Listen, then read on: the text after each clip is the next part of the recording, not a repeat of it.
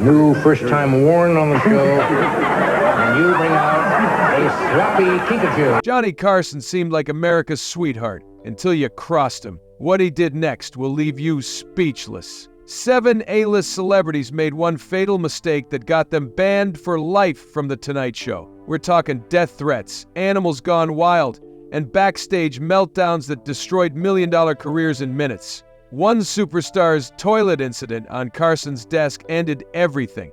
Another legend's drunken rant nearly got NBC shut down.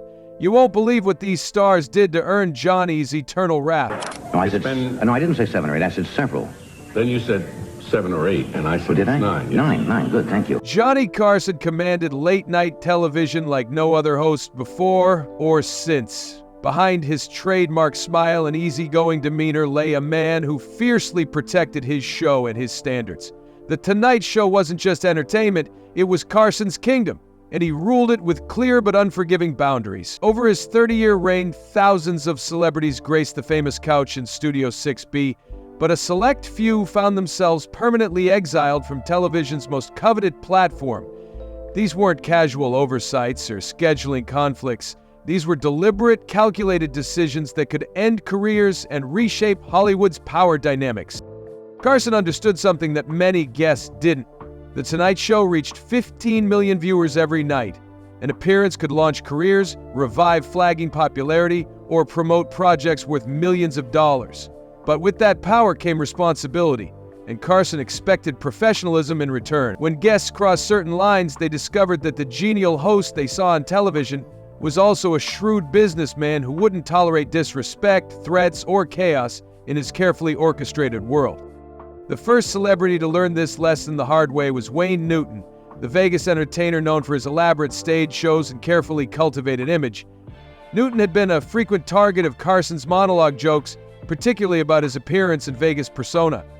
Most celebrities understood that being mentioned in Carson's opening segment was actually beneficial publicity, even if the joke stung a little. But Newton saw things differently.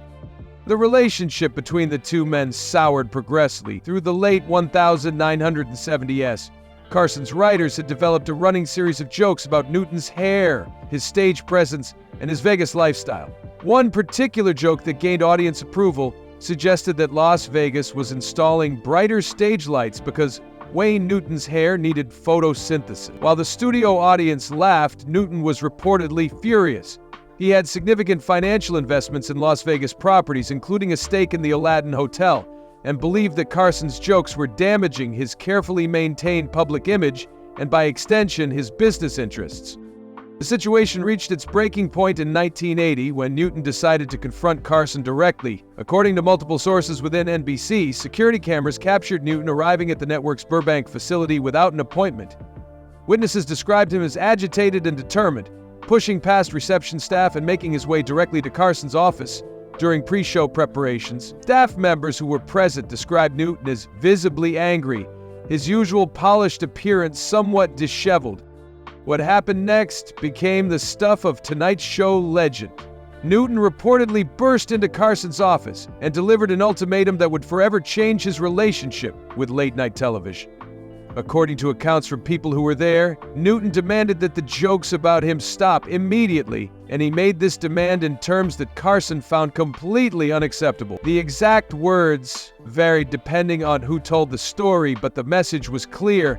Newton was threatening physical violence if the jokes continued. Carson's response was immediate and decisive.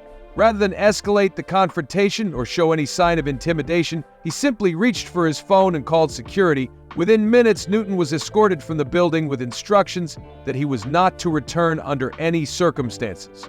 The network's security department received Newton's photograph, along with explicit instructions that he was to be denied access to NBC facilities permanently. That evening's show proceeded as normal, but observant viewers might have noticed something different. The monologue, which had regularly featured Newton material, suddenly contained no references to the Vegas performer at all. This wasn't because Carson was intimidated, quite the opposite. As he explained to his producer, Fred DeCordova, nobody would be allowed to threaten him in his own workplace, regardless of their celebrity status. The banishment became an open secret within the entertainment industry almost immediately. Word traveled through Hollywood that physical threats against Johnny Carson resulted in immediate and permanent exile from The Tonight Show. For Newton, this meant losing access to the most powerful promotional platform in American entertainment. While his Vegas career continued to flourish, his national television presence virtually disappeared overnight. Newton apparently didn't initially grasp the permanence of his situation. According to industry insiders, he made several attempts to reconcile with Carson, sending elaborate gift baskets to the host's Beverly Hills home. Each package was returned unopened. When Newton encountered Carson at industry events like the Emmy Awards, the host would simply turn away, making it clear that the relationship was beyond repair. The second celebrity to find herself permanently banned from The Tonight Show was Zsa Zsa Gabor, though her offense was quite different from Newton's threats. Gabor's problems began in 1968 when she arrived at the studio with an unexpected guest, a small dog tucked under her arm. This violated one of Carson's fundamental rules about surprise animals on the show, a policy that existed for practical reasons involving insurance, health regulations, and simple logistics. Initially, the dog seemed calm, but during a commercial break, it spotted Ed McMahon's sandwich and leaped from Gabor's grasp. What followed was several minutes of chaos as crew members scrambled to catch the animal while it scattered lettuce and other food across the studio floor. Carson maintained his composure when cameras returned, even managing to make jokes about the situation when the dog jumped onto his lap, leaving paw prints on his expensive suit. The audience found the incident entertaining, but Carson was reportedly furious backstage. He made it clear to producers that surprise animals were absolutely prohibited and that any guest who brought unauthorized pets would be banned from future appearances. Unfortunately for Gabor, she either didn't receive this message or chose to ignore it. 2 months later, she returned to the show with another unauthorized animal, this time a Persian cat hidden in her purse. Midway through the interview, she revealed her surprise guest. The results were even worse than the previous incident. The cat became agitated under the bright studio lights and television cameras, hissing at Carson and scratching his hand badly enough to draw blood. Then, in what became the final straw, the animal urinated on Carson's desk, the same desk he had used since his early days in New York and considered an important part of the show's history. Carson immediately cut to commercial, and when the show returned, Gabor was gone. He explained to viewers that she had left to tend to her pet, but his decision about her future on the show was already made. The incident had cost the production money in cleaning and repairs, damaged Carson's personal property, and created exactly the kind of unprofessional chaos he was determined to avoid. NBC received a studio-wide memo the next day. No uninvited animals would be permitted under any circumstances, and Zsa Zsa Gabor would not be invited back. Her publicist launched an extensive campaign to restore her booking status, sending written apologies, offers to replace damaged items, and even a gold-plated desk accessory as a peace offering. Carson's response came through NBC's legal department, politely but firmly stating that the network maintained a strict policy regarding surprise animals and that this policy was non-negotiable. The Gabor incidents became part of Tonight Show folklore. Doc Severinsen's band even developed a running joke, playing a few notes of "Here Kitty Kitty" whenever Gabor appeared in tabloid stories. During rehearsals, Carson would sometimes mime wiping his desk, bringing laughter from the crew who understood the reference. These 2 early banishments established a pattern that would continue throughout Carson's tenure. The Tonight Show operated according to specific rules and professional standards, and violations of those standards, whether through physical threats or disruptive behavior, resulted in permanent exile. Carson's genial on-air personality masked a fierce determination to protect his show's reputation and maintain the controlled environment that made it successful. Celebrity status provided no immunity from these consequences, and the entertainment industry quickly learned to respect the boundaries that Johnny Carson had established in his late-night kingdom. The third celebrity to earn permanent banishment from The Tonight Show was comedian Buddy Hackett, whose exile came about through a spectacular breach of television broadcast standards. Hackett had been a regular guest throughout the 1960s and early 1970s, known for his irreverent humor and willingness to push boundaries. His appearances were generally successful, with audiences appreciating his unconventional style and Carson enjoying the unpredictable energy he brought to the show. However, Hackett's relationship with alcohol and his tendency toward increasingly explicit material eventually created a situation that even Carson's tolerance couldn't accommodate. The incident that ended Hackett's Tonight Show career occurred in 1976 during what should have been a routine appearance to promote his Las Vegas residency. Hackett arrived at the studio already showing signs of heavy drinking, slurring his words slightly during the pre-show makeup process. Carson, with his years of experience dealing with performers in various states of preparation, recognized the warning signs and quietly instructed producers to keep Hackett's segment brief. The appearance began innocuously enough, with Hackett discussing his upcoming shows in Las Vegas and sharing some mild anecdotes about his career. Carson seemed to have the situation under control, guiding the conversation towards safe topics while monitoring his guest's condition. Unfortunately, this careful management lasted only a few minutes before Hackett decided to share what he described as a sailor joke with the studio audience and millions of viewers watching at home. What followed was a comedian's nightmare and a network executive's worst fear. Hackett launched into an extended story so explicit and vulgar that the control booth immediately began reaching for delay buttons and censorship controls. However, the technology of 1976 wasn't as sophisticated as modern broadcast delay systems, and much of Hackett's material made it onto the airwaves before producers could intervene. The joke contained multiple elements that violated Federal Communications Commission regulations regarding obscenity and indecent content, putting NBC's broadcast license at potential risk. Carson maintained his professional composure on camera, laughing politely while discreetly signaling to the band leader, Doc Severinsen, to begin playing music that would indicate the segment's end. However, Hackett was determined to finish his story and raised his voice to speak over the music. When Carson attempted to wrap up the segment by suggesting they needed to move on, Hackett ignored him entirely and launched into an even more explicit anecdote involving religious figures and sexual situations. The studio audience's reaction was mixed, with some laughing nervously while others sat in stunned silence. Carson's knuckles visibly whitened as he gripped his pencil, a telltale sign the Tonight Show staff had learned to recognize as a warning of their host's growing anger. The commercial break couldn't arrive quickly enough, and when it finally did, Carson immediately confronted the network censors who were monitoring the broadcast. The damage assessment was swift and severe. Network officials counted at least 3 separate FCC violations within a 4-minute segment, potentially the worst single guest performance in Tonight Show history. The NBC switchboard was already lighting up with complaint calls from viewers across the country, and affiliate stations in more conservative markets were expressing concerns about continuing to air the program if content standards weren't maintained. Carson, who had built his reputation on sophisticated adult humor that stopped well short of vulgarity or explicit content, took the situation personally. He prided himself on maintaining a show that pushed comedic boundaries while remaining suitable for family viewing, and Hackett's performance had shattered that careful balance. Before he had even finished removing his makeup that night, Carson made his decision. Buddy Hackett would never appear on The Tonight Show again. The ban remained in effect for the next 15 years, encompassing the remainder of Carson's tenure as host. When Carson announced his retirement in the early 1990s, Hackett's agent made a plea for one final appearance, suggesting it would be a fitting way to close out both men's careers. Carson's response was characteristically direct. Some situations couldn't be fixed with time or apologies. The Hackett incident had far-reaching consequences beyond just one comedian's exile.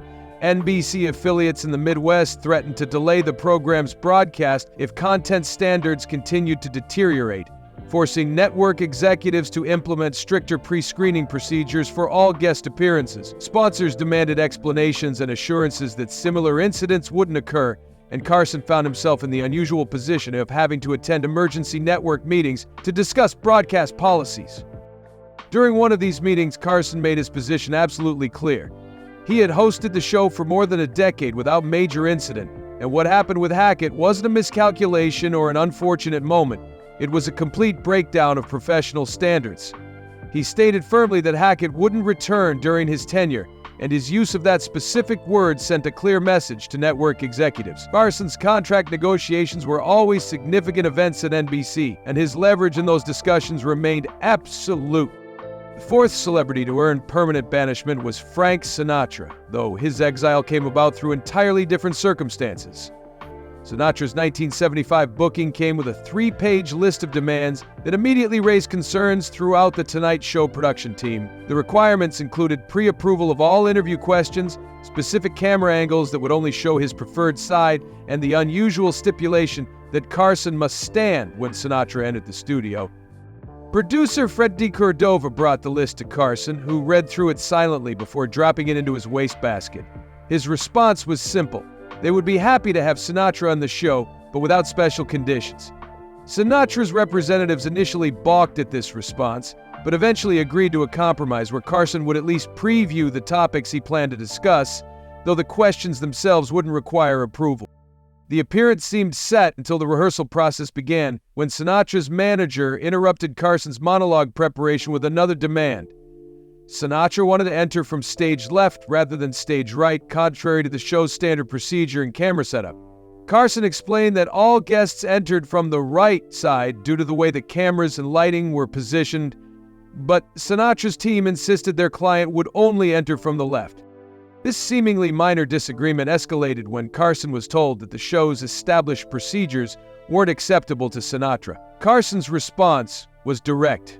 He asked whether Sinatra was now running The Tonight Show, making it clear that the program's format and procedures weren't subject to individual guests' preferences, regardless of their celebrity status.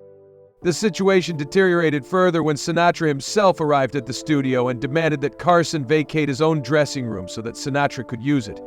This final demand exhausted Carson's patience entirely. He told producers that this wasn't the Sands Hotel in Las Vegas, and he wasn't opening his show for anyone. Either Sinatra would follow the same procedures as every other guest, or he wouldn't appear at all. Sinatra chose to leave, departing with his entire entourage without appearing on the show. Carson watched from his office window as the group left the NBC facility, then immediately called network executives to explain his decision. The Tonight Show, he stated, didn't accommodate demanding behavior from anyone, even legendary performers. The Sinatra situation was particularly uncomfortable because of the personal history between the two men.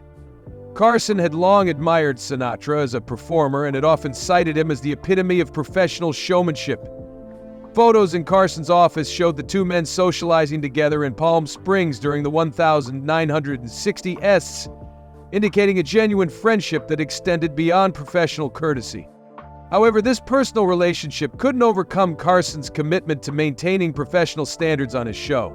The confrontation represented a collision between old Hollywood star system, where major performers often dictated terms to productions, and television's more structured environment, where shows operated according to established formats and procedures.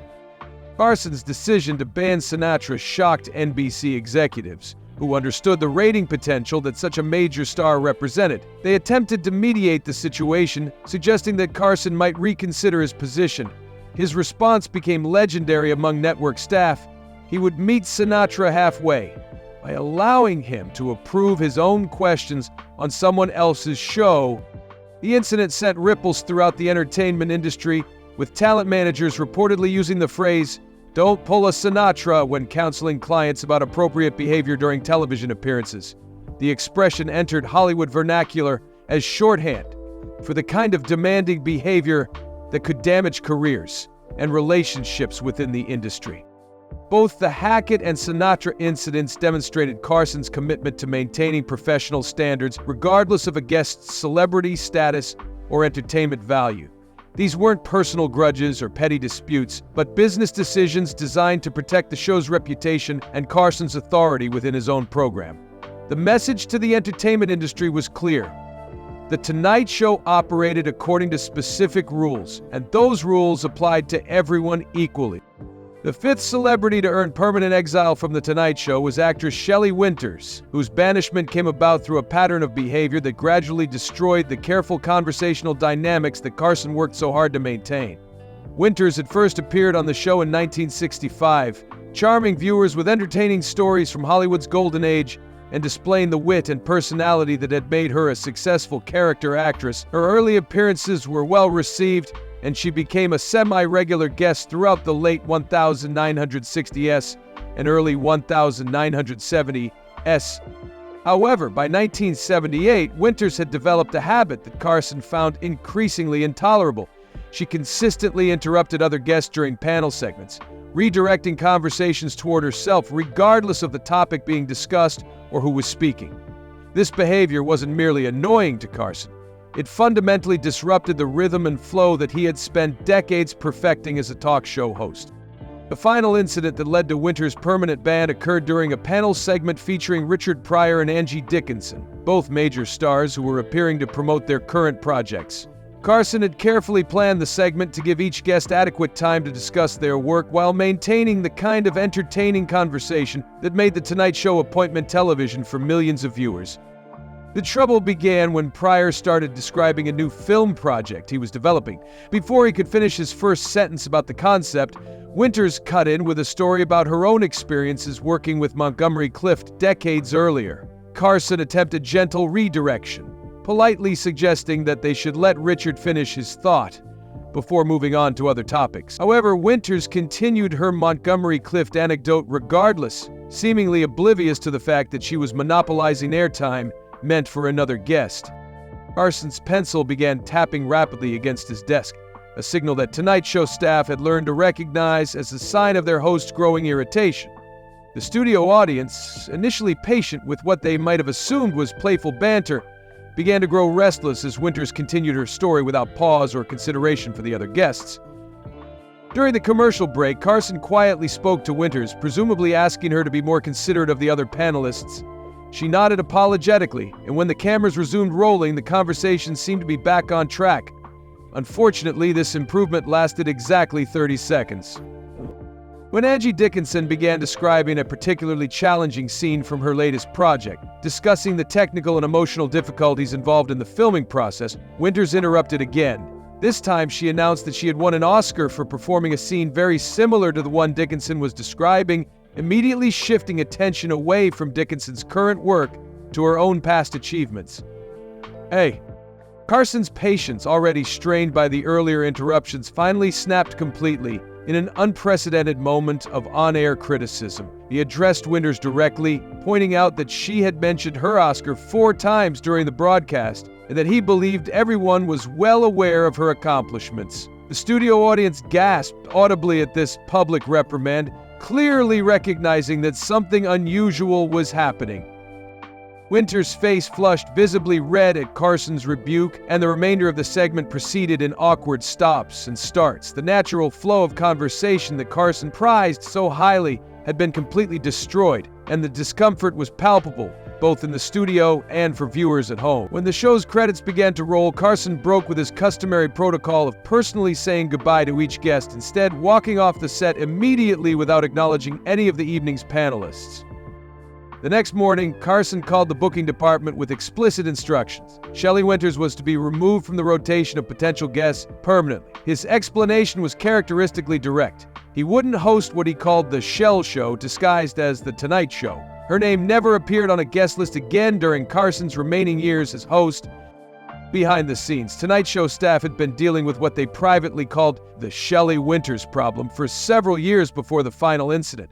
They had nicknamed her the Conversation Steamroller, recognizing that her interruptions weren't just occasionally annoying but systematically destructive to the show's format. Segment producer Jeff Sotzing later explained that Carson orchestrated conversations like musical compositions, knowing exactly when to let guests shine and when to redirect the discussion. Winters wasn't simply playing her own instrument badly, she was crashing cymbals during everyone else's solos. The tension from that final broadcast extended well beyond what viewers saw on television.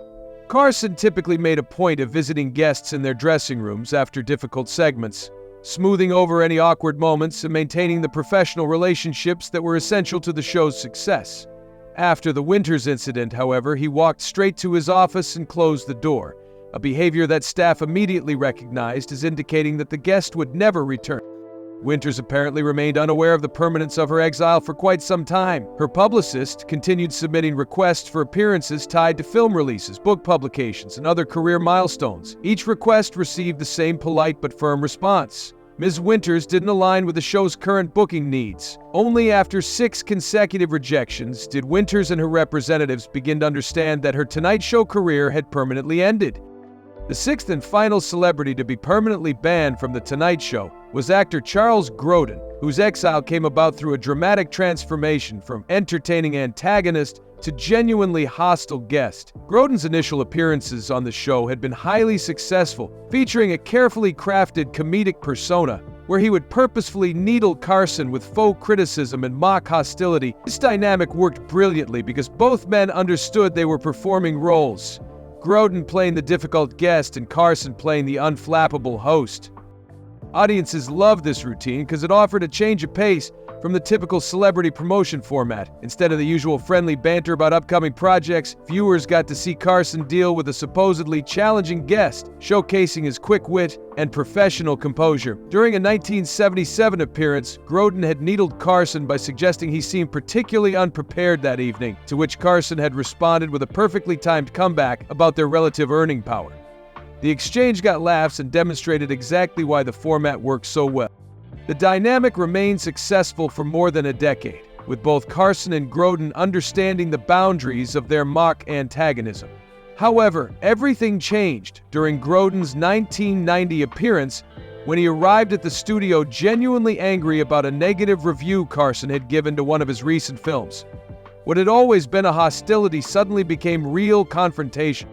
Instead of the usual playful needling, Grodin launched into a serious attack on Carson's qualifications as a film critic, asking whether he actually watched the movies he criticized.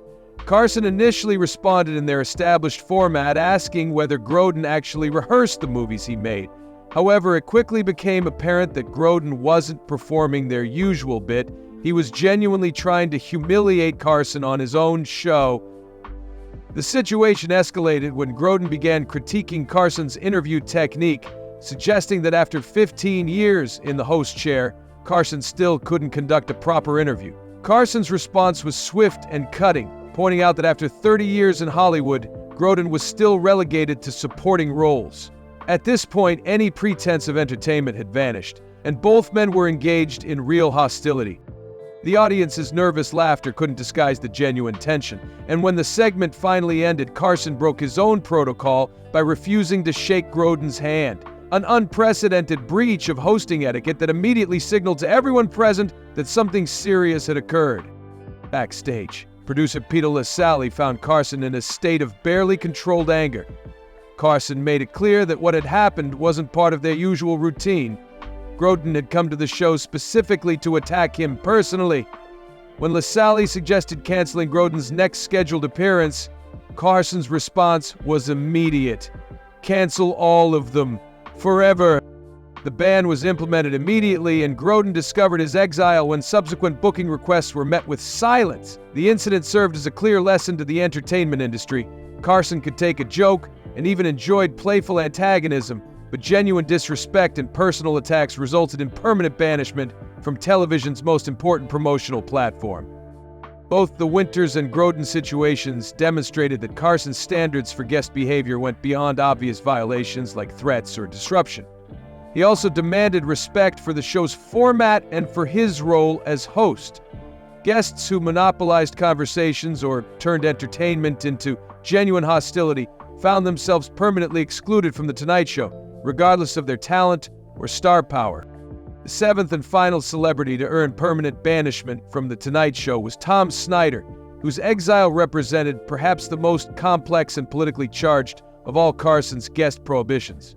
Unlike the previous cases involving direct confrontations or obvious policy violations, Snyder's banishment stemmed from what Carson perceived as professional disloyalty and a fundamental misunderstanding of network hierarchy within NBC's late-night programming structure. When NBC executives decided to expand their late-night programming in 1973, they assured Carson that Tom Snyder's new show, Tomorrow, would complement rather than compete with The Tonight Show. The concept seemed logical. Carson would conclude his program at 1 o'clock a.m., and Snyder would immediately follow with a different format targeting viewers who wanted to stay up even later. Initially, Carson welcomed this expansion, even going so far as to recommend potential guests for Snyder's debut week, demonstrating the collegial relationship that NBC hoped would characterize their late-night block. This cooperative spirit lasted approximately 18 months before fundamental problems began to emerge. The first issue arose when Snyder started regularly booking guests immediately after their Tonight Show appearances. offering them a second platform on the same evening to discuss the same projects they had just promoted on Carson's show. While publicists loved this arrangement because it provided double exposure for their clients, Carson began to see it as undermining The Tonight Show's exclusivity and diminishing the value of an appearance on his program. The practice became particularly problematic when guests would make contradictory statements on the two shows, or when they would reveal information on Tomorrow that they had withheld during their Tonight Show interviews. Carson had built his reputation partly on his ability to get exclusive stories and genuine reactions from celebrities, and Snyder's immediate follow-up interviews were diluting that competitive advantage. The situation deteriorated further when Snyder began making regular appearances on Merv Griffin's competing daytime talk show, where he would discuss NBC's late-night strategy in what Carson considered inappropriate detail. These appearances troubled Carson because they represented a direct violation of network loyalty. Snyder was essentially providing inside information to a competing program that aired on a different network entirely. The breaking point came during a television critics press tour when Snyder made a comment that would permanently end his relationship with Carson.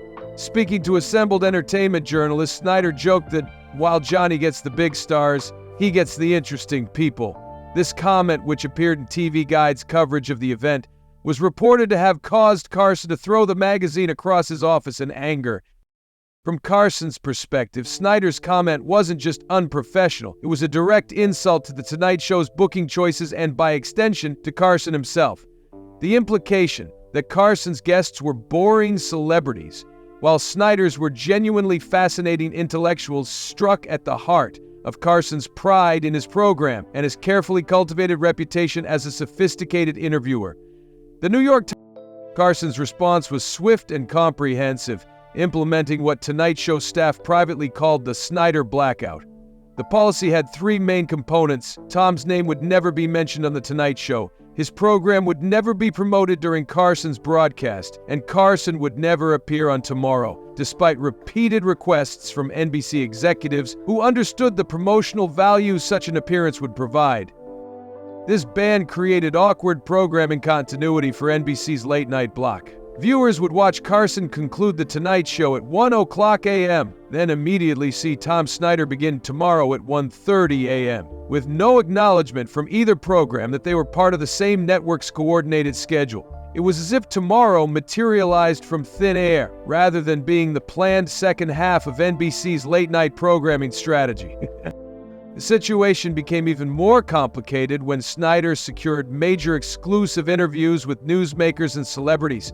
Tonight Show producers received explicit instructions to avoid any topics related to these interviews in Carson's monologue, even when they involved major news events or entertainment stories that would normally be perfect material for Carson's opening segment. The effect was to create artificial gaps in The Tonight Show's coverage of current events, all to maintain Carson's policy of never acknowledging Snyder's existence. NBC programming executive Warren Littlefield later described the atmosphere as being like working with divorced parents who refuse to acknowledge each other's existence. Both shows were successful and professionally produced, but the complete lack of coordination between them created constant logistical challenges for the network's programming and promotion departments. The Cold War between Carson and Snyder continued for nearly a decade, until Snyder's departure from NBC in 1982. Even during the farewell celebrations that NBC organized for Snyder's final broadcasts, Carson declined to participate in any capacity. His only public comment about the situation came during a staff meeting where he stated that professional courtesy was reciprocal. When it was absent in one direction, it shouldn't be expected from the other.